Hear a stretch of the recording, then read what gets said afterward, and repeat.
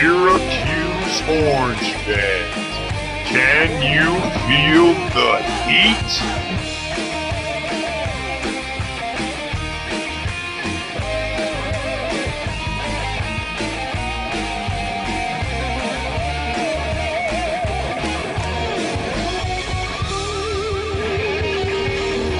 What's going on, Cuse Nation? Welcome to another episode of Orange Heat. My name's Giovanni Heater, as always, and I want to thank you for joining me. We got a good show for you here tonight, as always. We don't disappoint. We're going to go ahead and talk about some Cuse football real quick, touch upon the ACC awards. I have some opinions there. That was some exciting stuff. Then we're going to dive right into basketball. As everybody knows, Syracuse got a big win on the road against Ohio State in Columbus. Huge win there. Then we're going to go talk some Cornell preview. Let's dive right into it. Syracuse football. Good stuff went on in the ACC awards. To start it off, Andre Cisco ended up winning Defensive Rookie of the Year, and he was also on first-team defense. He's had an exceptional season so far, breaking up passes, coming down with 7 interceptions. At a couple different points in the season, he was leading the nation in interceptions, and you got to think he's just a freshman. As soon as he's going to put more size on, he's only going to get better. The future's only bright for him. A really exciting addition to the Syracuse secondary and defense thus far, and he made some big plays throughout the season that were really necessary, and I really am excited to see what else we can get out of him. Secondly, I know how everybody feels about this. It was huge on the Twitter. I was even upset myself. Dino Babers, as everybody thought going into it, Dino Babers was going to be the ACC Coach of the Year. It turned out the votes went 27-22 in favor of Dabo Swinney from Clemson. Now, I feel a few different ways about this. I understand that Clemson did go 11-0 as of right now. I understand that Dabo Swinney did a lot for that program. The recruits are coming in. But when you turn a program around from 4-8 to 9-3 like that in one season, I just don't understand how you don't win Coach of the Year. I mean, it's a situation where Syracuse was picked to finish second to last in the ACC, guys. ESPN thought we were going to win 2 football games the entire year. 2. And Clemson was expected to be a team in the college football playoffs. Clemson was expected to win nearly every single one of their football games. And they did just that. But when you exceed expectations by far, when you turn a program around like that, when you go undefeated at home, when you have a record-breaking quarterback, when you have the ACC Defensive Rookie of the Year leading the nation in interceptions, when you have one of the most high-powered, highly ranked offenses in the country averaging over 40 points a game, when you have one of the best defenses in the ACC as far as forcing turnovers goes and getting to the quarterback, when you make that complete turnaround with one of the best coaching staffs out there, I don't understand how you don't win ACC Coach of the Year. This is just Dino Babers' 3rd year. And the future's so bright. I couldn't fathom it. And if I had to say, obviously my vote would be going to Dino. It's kind of disappointing. And I know Dino doesn't care about the personal awards. That's not what it's about for him whatsoever. But you got to think it had to be a little bit disappointing. And it was for the fans. And you know what? All I can say is maybe that's going to light some kind of a fire under Dino's butt here. And who knows what to expect then, because we already know he plays with passion. He plays with some fire right there, or coaches rather. And I'm just beside myself with the voting, and I'm excited to see what comes out of there. As you guys can see, I mean, I got a little upset there. I almost pulled off a little Stephen A. Smith rant. So it's just he does so much for our program, and I definitely don't want to see him go. I don't think we're going to see him go this year. Certainly not, but just a little disappointing there. I feel like Dabo just, great, a lot of respect for Dabo. Great coach. He gave us a huge kudos when we ended up taking down Clemson at the Dome last season, but just disappointing. All right, to move on, Eric Dungey made third-team offensive quarterback. Now, a lot of people on Twitter did not like that. And it was a little bit disappointing to see him at third team to an extent. But guys, you got to think. Ryan Finley came in first, and Trevor Lawrence from Clemson, obviously the freshman, came in second team. And when you look at the numbers, they're all fairly equal, but I think it played out exactly how it should have. Because for the quarterback position, they're not looking at the running stats. They're looking at offensive passing game. And in there, Finley was a little bit better than Lawrence, and Lawrence was just a smidge better than Dungy as far as passing the football goes. So really there, it was quite equal, but there was a little bit varying differences in the touchdowns. I mean, if you throw in all Dungy's rushing situations, Dungy would be first by far, I think. But they don't look at that. They look at quarterback percentage. They look at passing touchdowns. They look at passing yards. They look at completion percentage, and right there, it fell out basically perfectly. So it was kind of clear cut and dry. Nonetheless, you're a little bummed. I think Dungy's certainly the toughest out of those three. I think he plays with the most heart. I think he wants it more than anybody else. I think he deserves it more than anybody else. But the numbers show, guys. The numbers show. Andre Schmidt, of course, our very, very, very clutch, just an all-star kicker, even just a freshman. He didn't have a scholarship going into this year, guys, so he played exceptional throughout the year. He's starting to tank a little bit, though, to be quite honest. He's been missing some the last few games. A little disappointing. He started out really hot, and he's up for an award right now for best kicker of the year. He's up there with, I believe, the LSU kicker and one other kicker. I don't remember exactly where he's from. Well, he made first team special teams in the ACC, as well as Sterling Hofstrichter, our punter, also first team. So really cool to see those two both on the first team. That was exciting.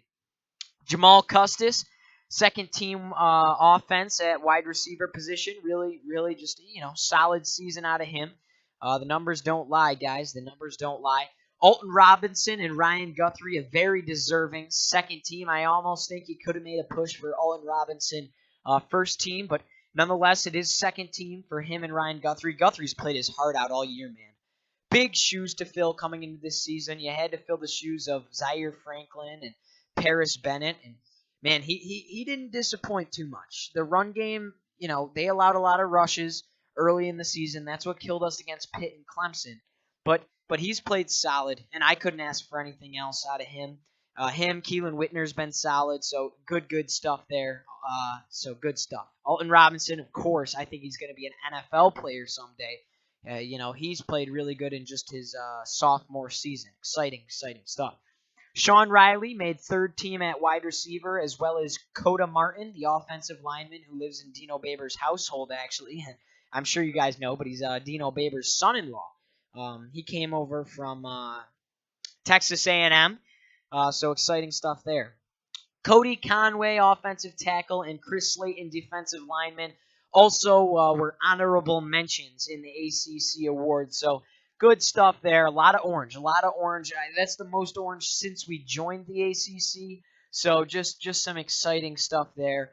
The future's bright, guys. Not much else to say. Sunday we're going to find out who we're going to play in a bowl. It's looking like some scenarios depending on how it all plays out. We're looking at a Texas or a West Virginia or we don't know what's going to happen. Most likely Camping World Bowl. I'm just excited to see what goes down this weekend in all the conference championship games, and then we're going to find out Sunday where we're heading. Hopefully it's going to be a nice, sunny Orlando, Florida for a beautiful Camping World game against a Texas or a West Virginia. I'd love to play West Virginia, man. I got to tell you, West Virginia, that'd be exciting. Two high-powered offenses playing for the Schwartzwalder Trophy in the postseason for the first time in a very long time. It gives me goosebumps thinking about it. It gives me goosebumps. I've been begging my dad to go down. I don't think it's going to happen to go watch that game if we do go down to Orlando. I doubt it, but it would have been real cool. All right, diving into Cuse basketball. Syracuse went into Columbus, Ohio, took down Ohio State, who was ranked 16th in the country, 72-62. Big win by 10 points. They knock Ohio State from a 6-0 down to a 6-1. Our Orange improved to 4-2 on the season. Big win in the ACC Big Ten Challenge. That's presented by Continental Tire, just for trademarking reasons with ESPN. Big win there. I can't emphasize it enough. as I said, I think it was a must-win basketball game. When you're looking at NCAA tournament time, it was necessary. 3 losses would have been tough in the non-conference, and to get that win on the road against a ranked team, you guys, Ohio State was ranked #1 in the NET, the net rankings, and on that's supposed to be replacing the RPI. That's like the NCAA's means of whatever. I've been trying to read up on it. I don't have much for you. I'm going to try my best to get some more for the next basketball episode because it's important. I haven't been able to read that much. I haven't been able to find that much. It's kind of confusing, to be quite honest. Nonetheless, we took down the #1 ranked team. That a lot of people out there aren't agreeing with it. A lot of people don't like it. But Syracuse did win on the road against the #1 team in the net rankings. Diving into the game, your starters for Wednesday night were Elijah Hughes at forward, O'Shea Brissett at forward, Pascal Chukwu did play with a recovered groin injury. He was in at center, of course. Tyus Battle, shooting guard, and Frank Howard at point guard. That's really the lineup we expected. Surprisingly, Elijah Hughes and Tyus Battle played both of them 40 minutes. Big stuff there. I think they played their heart out. They were both of our top leading scorers. Tyus Battle finished off the night with 20 points. Good stuff out of him. He was 7 for 8 from the free throw line, 1 for 2 from 3, and he was 6 for 10 from the field. So good stuff out of Tyus Battle. He's not going to win our Flame of the Game, however. He hit a dagger. I believe we were up by 8, I want to say, with about 3 minutes to go or something like that. And Tyus went and he squared right up, shot a fadeaway 3, driving back. And as the shot was going up, the commentator goes, "A dagger if it goes," and it went in. And Tyus Battle just stuck it right to Ohio State, shut that crowd up because they were making a little bit of a run on us to get the game within 8 or 6 or something like that. And Tyus Battle stuck it right to him. He's clutch, man. He's always done that kind of play, and exciting out of him. Elijah Hughes finished off the night big, 18 points, just following Tyus Battle there. 4 for 9 from 3, looked really beautiful with the stroke. I mean, really pretty, hitting some deep ones, some contested ones. Just seems to fall right out of his hands, really nice. He was 6 for 14 from the field, so just a good game out of Elijah Hughes, and for that, he's going to get our Flame of the Game here tonight. Elijah Hughes, our Flame of the Game. Elijah also had a really nasty block. If you saw the highlight, he just kind of came across the court and made a big play, slapping it off the backboard. He had 3 assists, 3 rebounds. So just a great night out of Elijah Hughes. O'Shea Brissett, pretty decent, 14 points, got it to the inside. Took a lot of free throws. He just played really, really well. He hit all his free throws, matter of fact. He was 2 for 4 from the three-point arc, 4 for 7 from the field. Good stuff out of him with only 25 minutes of action. So he got into some early foul trouble, as well as Pascal. Pascal didn't have any points here tonight. He did have a block, a pretty clutch block, actually, that they did not call goaltending. Little bit of a controversial call. The refs were awful. The refs were absolutely terrible. They didn't help us whatsoever. They were calling everything on us. I mean, it gets to a point where it's like, let them play, just let them play the basketball game. They were just calling every little thing. Some things I don't even think were fouls, and it kind of took away from the basketball game a little bit. They were sending them to the Ohio State shot 35 free throws. 35 free throws. That's insane. And that's just way too many. We only shot 19 free throws on the night. So, ridiculous. I don't think a lot of them were called properly. I think some of them you just got to let it go and not call them whatsoever. It was just bad, poor officiating. You can't blame the game on the refs, and I'm not because we obviously won, but poor officiating. Frank obviously playing well in there. I mean, he only had 8 points, but he's making this team click.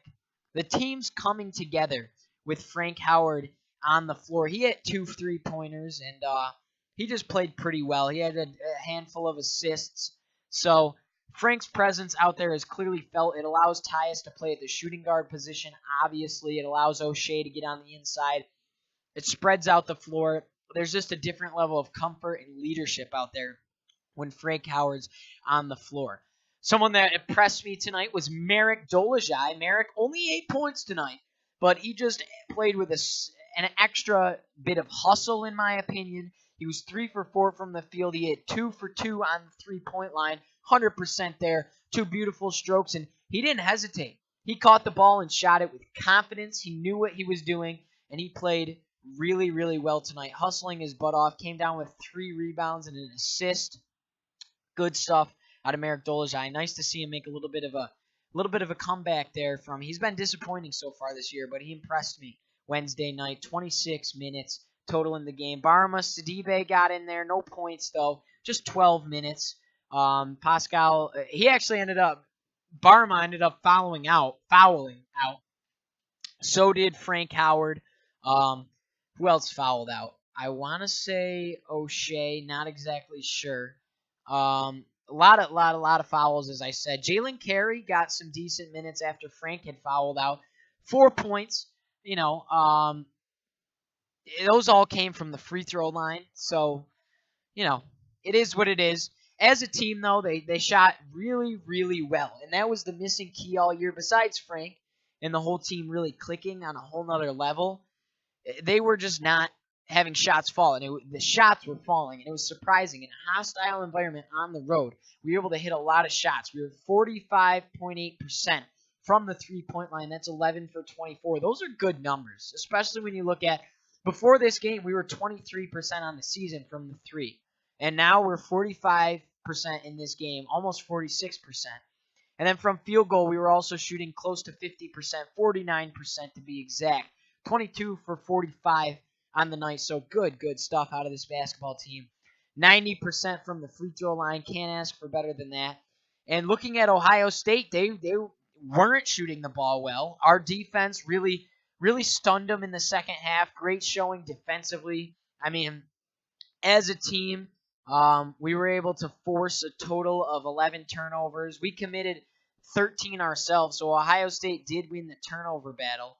As far as rebounds go, we were also out-rebounded by 31-29. So really, it just goes to show how much of a difference Frank makes, because last season, and honestly, just as a total, how much this team is kind of improving when you're able to score the ball. Because last season, we really had to grind out games, winning in the 50s and the 60s, a couple games in the 70s, because we weren't able to score as efficiently. And due to that, it was almost impossible to win if we didn't win the turnover battle and the rebound game by a large margin. Tonight, we lost both of those, and we won the basketball game by 10 points. So that's an interesting little tidbit to look at there on this Syracuse basketball team for the rest of the season.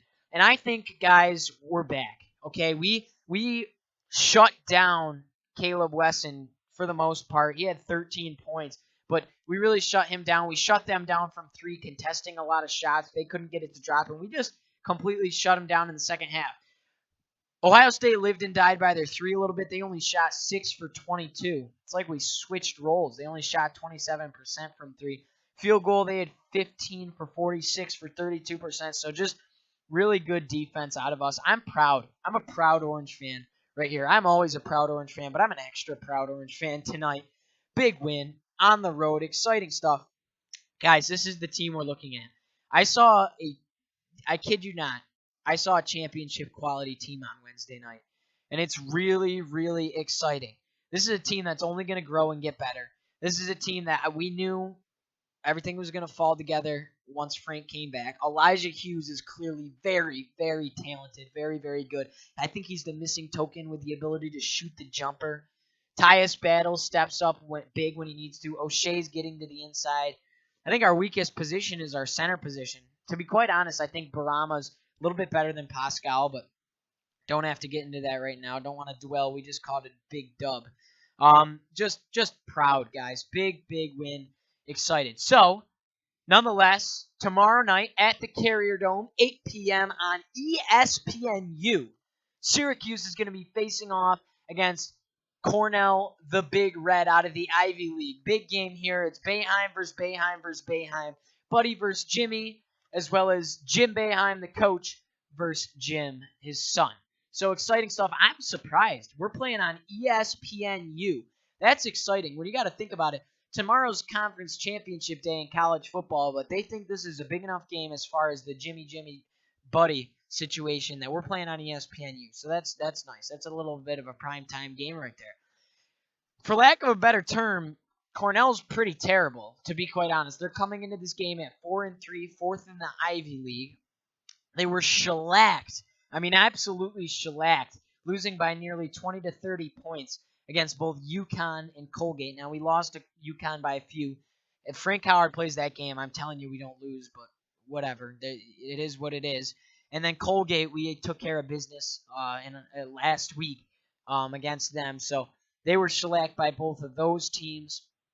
They played pretty bad in their last couple games. They lost by 17 points to Delaware. Their best win this year is an 86-44 victory at home against SUNY Canton. Guys, SUNY Canton. That's a state school. That's like a D3. That's just rough. My grandmother actually was a dental hygienist for years at SUNY Canton. So I used to have like a SUNY Canton. They're like the Kangaroos. I used to have a hoodie from there when I was a little kid because my grandma taught there. But just, yeah, they won by 40 points, but it was SUNY Canton. So, they're coming off, Cornell's coming off an overtime win against Lafayette. Big whoop. They're averaging 70.3 points per game. Now, that's compared to our just 73 points a game. So they got us by 3 there. But you got to look at the competition. We played Oregon. We played Ohio State. We played UConn. We played more road games than them. And they've played basically nobody. Nobody good. The best team was UConn. And so not much there. And they lost worse to Colgate than they did UConn. They're allowing 73.8 points per game. That's deep into the 50s as far as national ranking goes. That's compared to our 64 allowed points a game. So they're not as sound defensively, and they haven't really played a great offense yet. Against UConn, UConn's shots weren't falling like they were when they played us. So they didn't get the same UConn team fired up in the Garden situation than it was earlier as well.